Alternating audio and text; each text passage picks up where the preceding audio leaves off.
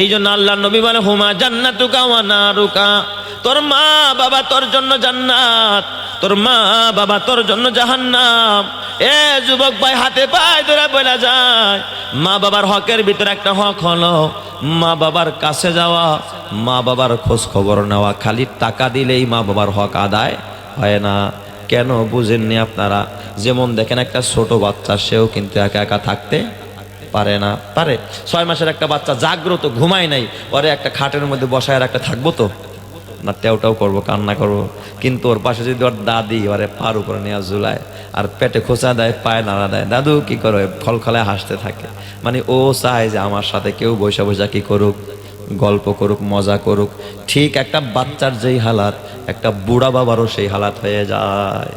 যখন তার চোখ কাজ করে না, হাত পা ঠিক মতো কাজ করে না, ওই বুড়া যখন ঘরের মধ্যে পড়ে থাকে, অনেক সময় পোলায় দেখবেন লুঙ্গি ঠিকই দেয়, চিকিৎসা ঠিকই দেয়, ভাতও ঠিক দেয়, কিন্তু বাবার লগে গিয়ে কখনো ভালো মন্দ শেয়ার করে না। বাবাই যদি কয় এই শুনে যা, তুমি টেউ করো, বুড়া মানুষ শুয়ে থাকো, তোমার এখন কি দরকার? কপাল তোর পুড়ে যাবে, খবরদার। তোর ঘরে বুড়া বাবা যদি বিছনায় পায়খানা করে, বিছনায় প্রস্রাব করে, ওই বাবা তো সঙ্গ পায় না। ছোটবেলায় তুই পায়খানা করছিস, তোর বাবাও তোরে খাট থেকে ফালায়া দেয় নাই, তোর মাও ফালায়া দেয় নাই। তোর মা ভাত খাইতেছিল, ভাতের প্লেটটা ঢাইকা রাইখা তোর পায়খানা পরিষ্কার করে তারপরে তোর মা খানা খাইছে। আর আজকে তোর মা বিছনায় প্রস্রাব করে, বিছনায় পায়খানা করে, মা বুড়ি হয়ে গেছে। এই জন্য শুনছি সন্তান আরেক ঘরে খানা খায়, ওই ঘরের মধ্যে খানা খায় না। এমন কপাল পোড়া সন্তান আছে না নাই? কয় মা এত বড় মানুষের পায়খানা প্রস্রাব ঘিন্না লাগে, এই জন্য সন্তান এই ঘরের মধ্যে খানা খায় না, আলাদা ঘর রাখছে। এই অবস্থায় মা বড় অসহায়, এই অবস্থায় বাবা বড় অসহায়। এই সময় যদি কোনো একটা সন্তান ওই যে বিছনায় প্রস্রাব করে, বিছনায় পায়খানা করে, একজন বুড়া বাবা বুড়া মা, মার কপালে যদি হাত দিয়া ডাক দেয়া কয় মা গো, এই যে মা তোমার চেহারাটা এমন ছিল না মা, আমাদের জন্য কষ্ট করতে করতে মা আজকে তোমার চামড়াগুলো বড়া হয়ে গেছে, মা তুমি অসুস্থ হয়ে গেছো, মা বলো তোমার কি লাগবে? মারে যদি আঞ্জায়া ধইরা কুলের মধ্যে নিয়ে মা তোমারে গোসল করায়া দেই, মা বলো তোমারে খানা আমি মুখের মধ্যে তুলে দেই, মার সাথে একটু গল্প করবা, মা বলো তোমার কি মনে চায়? মা কম্বলটা ছিলে দিছি, মুখের মধ্যে দিছি, তোমার বাচ্চারা যেমন খাওয়াইতা মুখের মধ্যে যদি দিতা। ওই বুড়া মা যদি ওই স্পষ্ট জোরে জোরে বলতে পারে না, মালিকরা ডাক দেয়া কান্না গো, আমার কলিজার টুকরা সন্তান, আমি মাকে কত ভালোবাসি, আল্লাহ আমার মাথায় যেই পরিমাণ চুল আছে আমার সন্তানটারে ওই পরিমাণ হায়াত বাড়ায়া দাও। মায়ের এই চোখের পানির বদৌলতে আল্লাহ সন্তানের হায়াত বাড়ায়, কামাইতে বরকত দেয়। কথা ঠিক না ব্যাটিক জোরে কর? এই সময় মা বড় দুর্বল, ওই সময় মায়ের কাছে সন্তান সময় দেয় না, ঠিক না বেটি? বৃদ্ধাশ্রমে এক মায়ের আর্তনাদ। মা বিশ্ববিদ্যালয়ের ছাত্রী ছিলেন, একজন বড় শিক্ষিত মা, ছেলে দুইটা, মেয়ে একটা। ছেলে মেয়েরা প্রবাসে থাকে, বিভিন্ন দেশে যায়, তারা বিভিন্ন দেশের সিটিজেনশিপ পাইছে, বিদেশি ডিগ্রি অর্জন করছে। মারে এখন আর সময় দেয় না। বাবা মারা যাওয়ার পর মা বড় অসহায়, মা একাকিত্বে থাকে, মা ভালো লাগে না। ছেলেরা ফোন দিয়া বলে, ছেলে ধমকায়, মা তোমার লাখ টাকা লাগলে লাখ টাকা দিমু, ও মা তোমার লাখ টাকা লাগলে লাখ টাকা দিমু, তোমারে ভিআইপি বৃদ্ধাশ্রমে রাখমু, এসি করা রুমের মধ্যে রাখমু। ঈদের সময় মায়ের প্রতিবেদন ছাপছে পত্রিকায়, মা ডাক দিয়া বলে, বাবা রে তোর লাখ টাকা, আমি প্রস্রাব করি, পায়খানা করি, কি করব টাকা দিয়া? আমার তো দরকার ছিল তোর বাচ্চারা যদি আমার সামনে থাকতো, আমি একটু দাদু কয়া বুকে জড়াইতাম, আমার ভালো লাগতো, আমার দাদু কয়া ডাক দিত, তোর চেহারা দেখতাম। মা যদি সন্তানের চেহারা দেখে, সন্তান যদি মার চেহারা দেখে, এটাই তার বড় তৃপ্তি। শুধু দামি জায়গায় থাকলে আর এসির মধ্যে থাকলে তৃপ্তি হয় না। এই জন্য মারে সঙ্গ দিবেন, বাবারে সঙ্গ দিবেন। অনেকে আছে টাকা দেয়, পয়সা দেয়, সব ঠিক আছে, কিন্তু মারে সময় দেয় না, বাবারে সময় দেয় না। বিবিরে যেমন সময় দিতে হয়, মা বাবারে সময় দিতে হয়। কোনো সন্তান যদি মারে সময় দেয়, বাবারে সময় দেয়, কিন্তু আমার প্রবাসী ভাইরা যারা প্রবাসে আছে, এরা তো মারে সময় দিতে পারে না। এই জন্য প্রবাসীরা কাঁদে। আবার দেশের ভিতরে যারা মা থাকে, প্রবাসী সন্তানের কোনো বিপদ হলে সবার আগে মায়ের চোখ দিয়া পানি ঝরে। আসে না নাই? জোরে কোন আসে না নাই? এ আমার প্রবাসী ভাইরা, দেশে আসার পর খালি মোটর সাইকেল নিয়ে রাস্তায় রাস্তায় বান্ধবী নিয়ে ঘুরিস না, মাঝে মধ্যে মারে বলবি মা চলো তোমারে নিয়ে একটু চাইনিজ রেস্টুরেন্টে যাবো মা, মা তুমি আমার জীবন, তুমি আমার সব, মা চলো আজকে তোমাকে নিয়ে এখানে ভালো মন্দ খাওয়াবো। বান্ধবী বানাবি তো মারে বান্ধবী বানা, বন্ধু বানাবি তো মারে বাবারে বন্ধু বানা, বন্ধুরে বাবারে হুন্ডার পিছনে উঠায় তারপরে নিয়ে একদিন ভালো জায়গায় খাওয়া। আব্বা বলো তোমার কোন জুতাটা পছন্দ হয়। মাছ বাজারে যাবি, মাঝে মধ্যে বুড়া বাবা এক সময় অনেক যাইতো, তোর যেমন ছোটবেলায় বাবার সাথে যাইতে মনে চায়, বুড়া বাবারও যাইতে মনে চায়। একদিন আমার বাবা প্রায় 90 বছরের কাছাকাছি, হাত ধরা ছাড়া হাঁটতে পারে না। গত কিছুদিন আগে আব্বারে বললাম আব্বা চলেন একটু মাছ বাজারে যাব। আব্বাই দেখি গাল বেড়া হাইসে বাজার আমার সেই শক্তি আছে। আমি কই বাবা চলেন আপনার হাতটা ধরে আমি নিয়ে যাব। বাবাই দেখি খুশি হয়ে গেছে, রাজি হয়ে গেছে। আমি তারা মাছ বাজারে নিয়ে গেছি। আব্বা দেখেন তো কোন মাছটা আপনার পছন্দ হয়।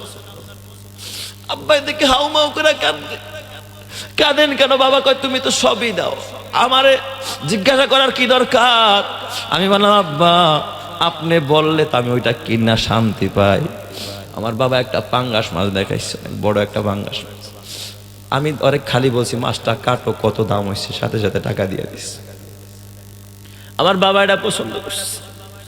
যতদিন ওই মাছটা রান্না হয়েছে আমার বাবা দেখছে বিড়বিড় করে যেন কি বলে আল্লাহ, তার মানে আমার প্রতি এত সন্তুষ্ট। আমার অগোচরে যখন অন্যদের কাছে কিছু বলতে চায়, আমার বাবা বলতে চায় যেন আমি আল্লাহর কাছে জান্নাত পেয়েছি, জান্নাত। এই জন্য ভাই শুধু টাকা পয়সা দেওয়া হয় না, মা বাবার একটু সময় দিস। বুড়া বাবার সঙ্গ চায়, বুড়ি মা সঙ্গ চায়। অথচ ওই মা যদি ডাক দেয় এ আব্দুল্লাহ একটু দাঁড়া, তোর লগে কথা আছে। তুমি কি বোঝো, সমাজের কি বোঝো? হ্যাঁ চুপচাপ বয়ে থাকো, টাউ টাউ করো খালি ঘরের মধ্যে, ধমক দিস না, কপালটা পুড়া যাবে, কপালটা পুড়া যাবে। মার কথা কাছে বৈশা মাথার মধ্যে হাতটা দিয়া মারে, বুকে আগলায় বলিস মা কি বলতে চাও বলো। মার একটা কথা, এ যুবক ভাই, ও আমার বুড়া বাবা, ও এলাকার যুব সমাজ, তোর হাতে পায়ে ধরে বলি তোর মা তোর জান্নাত, তোর বাবা তোর জান্নাত। এই মা বাবার একটু সময় দিস, মা বাবার সেবা করিস, মা বাবা খুশি হবে তো আরশের মালিক খুশি হয়ে যাবে। আল্লাহ তুমি এলাকার যুব সমাজকে কবুল করো, জোরে কানা আমিন। ক্বালু লাম নাকু মিনাল মুসাল্লিন। ও জান্নাতি ভাইরা, যদিও তোদের সাথে একসাথে চলতাম, তোরা আমার খেলার সাথী, পড়ার সাথী, আমার গল্পের সাথী, রাজনৈতিক অঙ্গনের সাথী, কিন্তু দোস্তরে তোরা নামাজ পড়তি, আমারে মাঝে মাঝে নামাজের দাওয়াত দিতি, কিন্তু আমি তো ঘাড় মটকায় নামাজে যাই নাই। আমি ভাবছিলাম ব্যবসা করে বড় লোক হয়ে যাবো, সুখে থাকবো, আরামে থাকবো। এই জন্য ব্যবসার শাটারটা লাগাই নাই, আজান হয়ে গেছে, তারপরও শাটার লাগাই নাই, শাটার খুইলা বসেছিলাম বরকতের আশায়। কিন্তু আমি তো জানি নাই দোকানে বরকত নাই, বরকত আছে আল্লাহর ঘর মসজিদে। কথা ঠিক না বেঠিক জোরে কয়? আর আল্লাহর ঘরে যে বরকত আছে তার দলিল হাইয়া আলাস সালাহ হাইয়া আলাল ফালা। আসো নামাজের দিকে, আসো কামিয়াবির দিকে। আল্লাহ কয় নাই দোকান খোলা রাখলে কামিয়াব হবি, এই কথা আল্লাহ কোথাও বলে নাই। আল্লাহ বলে নাই চাকরি ঠিক রাখিস, নামাজ পড়িস না, তাইলেই বরকত পাবি, আল্লাহ কথা কয় না। আল্লাহ কয় সব লাথি মার, আল্লাহর ঘরে যা, বরকত পাবি। কেমনে বরকত হবে এটা তোমার কল্পনার বুঝার বিষয় না, এটা বুঝবেন যিনি একজন, তিনি কে? আল্লাহ। পয়রা দেখেন না বরকত পান কি পান না। এই জন্য আমার বাবা নামাজের গুরুত্ব দাও। যার জীবনে নামাজ যত সুন্দর, তার ইমান তত মজবুত, ইমান তত সুন্দর, তার ইসলাম তত সুন্দর। যার কাছে নামাজের গুরুত্ব যত বেশি, ওই ব্যক্তিটা আল্লাহর কাছে তত বেশি দামি। জোরে কোন সুবহানাল্লাহ। যার কাছে নামাজের গুরুত্ব নাই, সে যদি শিল্পপতিও হয়, কোটিপতিও হয়, ও আল্লাহর কাছে জাহান্নামের কিটা একটা পোকারও দাম আছে, অর্থে অতটুকুও দাম নাই। এটা পোকা মশার ডানার সমানও কি নাই, দাম নাই। এ আমার বাবা, তবে এই নামাজটা যেন জামাতের সাথে হয়। আল্লামা জুনায়েদ বাগদাদির নাম শুনছেন আপনারা? ছোট অলি না বড় অলি? অনেক বড় অলি। আব্দুল কাদের জিলানীরও আগের পীর, মানে আব্দুল কাদের জিলানীর চাইতেও সিনিয়র। তিনি হলেন হযরতে জুনায়েদ বাগদাদি রহমাতুল্লাহ আলাই। বাগদাদের অনেক, যে বাগদাদে প্রায় ৩৫০০-এর মতো অলিদের কবর আছে। একজন বড় অলি ছিলেন জুনায়েদ বাগদাদি রহমাতুল্লাহ আলাই। উনি একদিন খাদেমরে নিয়ে কোনো এক সফরে যাচ্ছেন মরুভূমির মাঝখান দিয়া, জঙ্গল পাহাড়ি এলাকা। ইতিমধ্যে আসরের নামাজের টাইম হয়েছে। কোন নামাজের টাইম? আসরের নামাজের টাইম। খাদেমরে কয়, বেটা আমি যদি ইমামতি করি তুই একলা মুক্তাদি, একজন ইমাম একজন মুক্তাদি, তাইলে এই জামাতটা তো কামেল হয় না। অন্তত ইমাম ছাড়া দুইজন মুসল্লি হইলে জামাতটা কি হয়? কামেল। কামেল মানে পরিপূর্ণ হয়, আর নাহলে অর্ধেক জামাত হয়। দেখেন না, এই জন্যই তো ওই একজন ইমাম একজন মুসল্লি হলে ইমাম মুক্তাদি কিন্তু পিছনে দাঁড়ায় না, পাশে দাঁড়ায়। কেমন যেন ইমামতি দুজনে ভাগ করে আনিস আর কি, ঠিক না ব্যাটাই যখন? এটা না কেস, এটা কামেল না। আর দুইজন হইলে কোথায় দাঁড়ায়? বরাবর পিছনে গিয়া দাঁড়ায়। বোঝা যায় এখন একটা জামাত হয়েছে। এখন জুনায়েদ বাগদাদি তো জামাত ছাড়ইন না মানুষ না, জামাত ধরইন না মানুষ। কই বেটা তুই আর আমি, আর তো কেউ নাই, তাহলে এখন যদি তুই আর আমি জামাত করি তাহলে জামাতটা তো পরিপূর্ণ হবে না, কি হবে? অর্ধেক জামাত হবে। তো দেখতো এখানে আশেপাশে কোনো মানুষ পাসনি, আর একটা মানুষ খুঁজে যান, তাহলে দুইজন মুসল্লি হইলে আর একজন ইমাম হইলে নামাজটা কামেল হবে, জামাতের পূর্ণ মর্যাদা পাবো। সুবহানাল্লাহ জোরে কোন সবাই। খাদেমরে পাঠায় দিছে। খাদেম জঙ্গলের মধ্যে খুঁজতেছে, যায় দেখে এক কাঠুরিয়া কাঠ কাটতেছে, পাগড়ি একখান মাথায় দিয়া। কাঠুরিয়া কি কাটে? কাঠ কাটে। বলেন তো আপনাদের দেশের ধান টোকায়, তারপরে ওই যে বিভিন্ন জায়গায় ভিক্ষাবৃত্তি করে, এগুলো শিল্পপতি না গরিব মানুষ? কাঠ কাটে কারা? গরিব মানুষ। কাঠুরি একেবারে অভাবী, কাঠ কেটে সংসার চালায়, ঘরে কিচ্ছু নাই আর কি। তো যায় দেখা বেচারা পাগড়ি একখান বাইন দেয়, এবার কি করতেছে? কাঠ কাটতেছে। ডাক দিছে, এই ভাই, সালাম দিছে, আসসালামু আলাইকুম। ভাই নামাজ পড়ছেন? কয় না, নামাজ পড়ি নাই। কয় তাহলে আসেন, আমরা দুইজন আছি, আপনি একজন, তিনজনে জামাত পড়ি। এই কথা বলতে দেরি কাঠুরিয়া জবান থেকে বের করে ফেলেছে আলহামদুলিল্লাহ, সুবহানাল্লাহ। মানে কাঠ কাটা থিয়া যে এখন জামাতে নামাজ পড়তে পারতেছে, এই জন্য শুকরিয়া আদায় করতেছে। আমরা লোক কইতাম কি, ভাই ধান কাটা দেখেন না, আমরা তাই যে রাখান যান, পরেন গা, আমি ধান কেটে লই, পরে যামনে, ঠিক না বেঠিক জোরে কোন? তো ওই যে ডাকছে সে বলতেছে, ভাই আচ্ছা আপনি আলহামদুলিল্লাহ কইলেন কেন কোন তো? কাঠুরিয়া ডাক দিয়া বলে, ও বাবা, আসরের আজান যখন আমার কানে আসলো, আমি চিন্তা করতেছিলাম, আল্লাহ আমি তো গরিব মানুষ, কাঠুরিয়া, কাঠ না কাটলে আমার সংসার চলে না, বিবি বাচ্চারা ক্ষুধার্ত, কিন্তু আমি কাঠ কাটবো, এই অবস্থা আমি তো জামাত পড়তে পারবো না, একা একা কেমনে পড়লে তো জামাতের সওয়াব পাবো না। আল্লাহর কাছে বলছিলাম, আল্লাহ গো, যদি কোনো একটা মানুষের কাফেলার সাথে আমার দেখা করায় দিতা, তাহলে আমি জামাতের সাথে নামাজটা পড়তাম। ওই যে দিলে দিলে তামান্না করছিলাম, মনে হয় আল্লাহ তাআলা আমার তামান্নার আশাটা কবুল করছে, তোমাদের দিদার মিলাইয়া দিছে, এখন তোমাদের সাথে আমি জামাতের সাথে নামাজ পড়তে পারবো। এই জন্য আমি আলহামদুলিল্লাহ বলেছি। চিৎকার মেরে কন আলহামদুলিল্লাহ।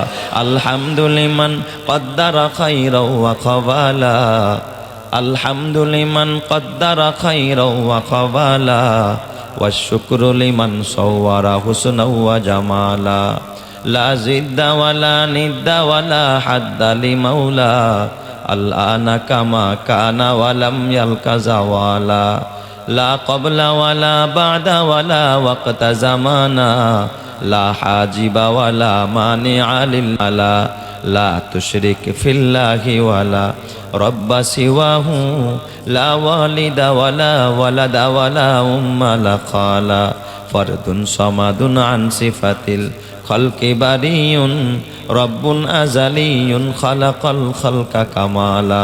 জোরে জোরে কন্না আল্লাহু আকবার। এই জন্য আমি প্রশংসা করলাম। লোকটারে ডাইকা খাদেম জুনায়েদ বাগদাদির সামনে আনলেন। জুনায়েদ বাগদাদি কয়, এই ভাই যান ওযু করে আসেন, আমরা জামাতের সাথে নামাজ পড়ি। কাঠুরিয়া ডাক দিয়া কয়, ভাই যান, ও আগন্তুক পথিক, সে চিনে না ইনি যে জুনায়েদ বাগদাদি। কয়, ভাই মুসাফির ভাই, আমার ওযু আছে। সুবহানাল্লাহ জোরে কোন সবাই। বেচারা কাঠ কাটতাছে, এই অবস্থায় কি কয়, আমার ওযু আছে। এবার জুনায়েদ বাগদাদি ডাক দিয়া বললেন, এই কাঠুরিয়া ভাই, আপনি তো মুকিম স্থানীয়, আর আমি মুসাফির বিদেশি মানুষ। ইমামতি তো মুকিম করে, মুসাফির করে না। কারণ মুসাফির 2 রাকাত পড়বে আর মুকিম পড়বে কয় রাকাত? 4 রাকাত।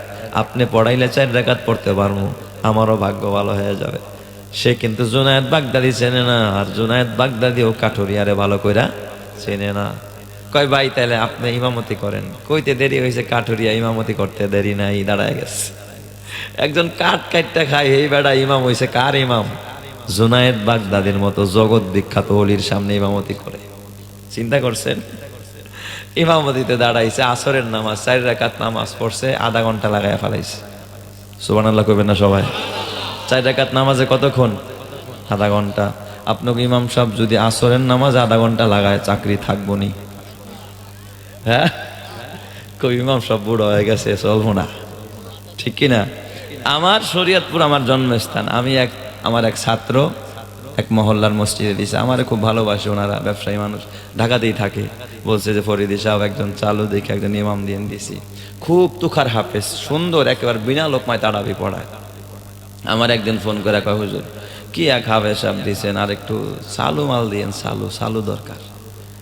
তা আমি ভাবলাম যে না জানি কোনো সমস্যা, তো আমারে মাহফিলে দাওয়াত দিছে। তো আমি আর ও আমার দাওয়াত দিছে, হুজুর আপনি বেড়াবেন আমার বাসায়। আরো কয়েক বছর আগের ঘটনা, তো আমি রাত্রে ছিলাম, ফজরের নামাজ পড়তেছিলাম, ওই হাজী সাহেব আমার পাশে নামাজ পড়তেছে। তো আমার কথা হলো আজকে আমি ইমামতি করবো না, ওই ইমামতি করুক, দেখি ওর দুর্বলতাটা কোথায়। আমার একটু এটা খেয়াল, এই জন্য ইমামতিতে ওরেই দিছি আর কি। তো নামাজ পড়তে গিয়া আমি নামাজ পড়তেছি, কত সুন্দর তেলাওয়াত, সত্যি আমার দিল কারার মতো তেলাওয়াত। তো নামাজ পড়তেছে, 2 সেজদার মাঝখানে উঠে একটু সোজা হয়ে বসতে হয় না? ইমাম সাহেব সোজা হয়ে বসছে, কিন্তু যেই বেচারায় অভিযোগ করছে সে আমার পাশেই, উনি করছে কি, ওই যে সোজা হয়ে বসার মধ্যে দ্বিতীয় সেজদা এখনো ইমাম সাহেব করে নাই, আল্লাহর রহমতে উনি দ্বিতীয় সেজদায় চলে গেছে। একবার যায় মনে অলরেডি সুবহান রাব্বিয়াল আলা বইলা ফেলাইছে, ইমাম সাহেব এখনো কি বসা। আমি তো বুঝছি সমস্যাটা কোথায় হয়েছে আর কি। নামাজ শেষ করে আমি ধরছি, আমি হাজী সাহেব কামনা করছেন কি? কি করলাম হুজুর? আমি কই চোখ বন্ধ করে নামাজ পড়েন না, তাকায় নামাজ পড়েন। কয় হুজুর কেন? আমি কই তাহলে যে ইমাম সাহেবের আগেই যে আপনি সেজদায় জানগা। কয় হুজুর কি করবো, অভ্যাস হয়ে গেছে, ঠেলা ধরে রাখতারি না। ওই যে সবসময় চালু মানে এক সেজদার থেকে উঠে আরেক সেজদা দিতে। দেখবেন মুরগি যদি সকালবেলা সারে আর মাছাসিরা আদার দেয়, ঠুকুরের পর ঠুকুর খালি মারতেই থাকে। এই পাগলায় দেখবেন কতক্ষণ। আর ইমাম সাহেব যদি ধীরে সুস্থে নামাজ পড়ে, কয় ইমাম চলতো না। যে যত বেশি সামনে তারাবি আইতেছে দেখবেন, যেই যত তাড়াতাড়ি পড়তে পারে, কয় খুব একেবারে পারফেক্ট ইমাম, ঠিক না ব্যাটিক যারা কন? কয় জিগায় তখন ইমাম সাহেব কয় মিনিটে শেষ করছে, এটা নিয়ে আবার গর্ব করে। এমন কিছু মানুষ আছে না নাই সমাজ, যেরকম আছে না নাই? হ্যাঁ, নামাজের সময় বেশি দিলে লস হবে না লাভ হবে? এই জোরে কয় না, লাভ না লস? লাভ। আর চার দোকানের সময় বেশি দিলে লাভ না লস? টেলিভিশনের সামনে সময় বেশি দিলে লাভ না লস? টিকটকে সময় বেশি দিলে লাভ না লস? ওরে বাপরে বাপ, টিকটকে যদি একবার খালি ঢুকতে হারে, মায়ের দিকটা খাবার বাড়ছে, পোলারে ডাকে, বাবা আয় তাড়াতাড়ি ভাত খাইয়া যা। কয় মা দাঁড়াও আইতেছি 2 মিনিট কয়ে 20 মিনিট কাটাই আলাইছে, টিকটক দেখতেছে, ঠেলতেছে আর দেখতেছে। কয় ভাত রান্না বাড়ছি দেখোস না, ঠান্ডা হয়ে গেল, মা দাঁড়াও এই যে আসতেছি 1 মিনিট। মা 1 মিনিট কয়ে আরো 10 মিনিট গেছে, আসে না নাই? তার মানে এখানে মজা শেষ হয় না, কিন্তু মসজিদে গেলে বের হওয়ার জন্য সে পাগল হয়ে যায়। কথা ঠিক না ঠিক জোরে কন? তো এই বেচারায় কাঠুরিয়া কতক্ষণ লাগাইছে বলেন? 4 রাকাত নামাজ পড়তে সর্বোচ্চ 7 মিনিট লাগে।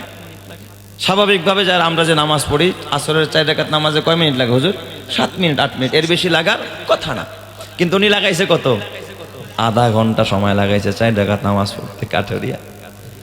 হুজুরে নামাজ শেষ করার পরে এবার জুনায়েদ বাগদাদি জিগায়, ভাই একটু দাঁড়ান, আপনার পরিচয়টা আমার একটু দিয়ে যান। মনে মনে ভাবে এই লোকটা যদিও কাঠুরিয়া নামাজের সময় বেশি লাগায়, তার মানে লোকটা ভালো না খারাপ? লোকটা ভালো, এই জন্য একটু পরিচয় জানতে চাইছে। কাঠুরিয়া লোকটা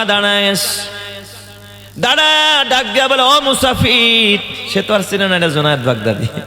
ক মুসাফির ভাই, তোমার সাথে কথা বলার এখন আমার সময় নাই, এখন আমার কাঠ কাটার সময়। আমার ঘরের মধ্যে 3টা বাচ্চা, আমার বিবি, আমার একজন বুড়া মা। ঘরের মধ্যে না খাওয়া আমি কাঠ কাটবো, এই কাঠ নিয়ে বাজারে বিক্রি করবো, আটা কিনবো, তারপরে চিনি কিনবো, বাসায় যাব। আমার মার সন্তানদেরকে আমি খানা খাওয়াবো। এই জন্য তোমার সাথে কথা বলতে গেলে আমার ঘরের হক নষ্ট হয়ে যাবে, আমি কথা বলতে পারবো না। জুনায়েদ বাগদাদির দিলের মধ্যে নাড়া খায়া গেল, কি রে, এই বেচারার হাতে সময় নাই, কিন্তু নামাজে তো আধা ঘন্টা দেয়। হাতে সময় নাই। আমরা যদি কোনো বিয়ের অনুষ্ঠান পাইছেন, ওই দিন যদি জুমার নামাজে হুজুর 1:30টার জায়গায় 2টা 2:30 বাজায় এলা, ইমাম সাহেবের চাকরি থাকবো তো? কবি ইমাম সাহেব আমনের লেগে আজকে রান পাই নাই, রোস্টের কি পাই নাই, লাস্টে যায় ওই যে সিনা খাইতে হয়েছে আমার, ভিতরে রাগে ফায়ার। ইমাম সাহেব ঘড়ি দেখা কি বয়ান করেন না, সময় মোটেই দিতে চায় না। এ আমার বাবা, আপনাদেরকে হাসির খোরাক দেই না, বাস্তবতা বলি বাবা। জুনায়েদ বাগদাদি এত ব্যস্ততার টাইম, তাহলে তো নামাজ আরো শর্ট করার কথা ছিল, কি কোন? কিন্তু এই বেচারা যে আধা ঘন্টা নামাজে দিল, অথচ আমার 1 মিনিট দিতে পারে না। এই কথা বলে গেছে গা, কাটতেছে। জুনায়েদ বাগদাদি খাদেম রে কয়, বাজান দাঁড়া, সফর লাগলে একটু পরে করবো, এর কাছে আমি আবার যাব। জুনায়েদ বাগদাদি আরে আল্লাহওয়ালা চিনে, আলেমে আলেম চেনে, জান্নাতীরা জান্নাত চেনে, যে চেনে সে কেনে, ঠিক না ব্যাটিক জোরে কয়।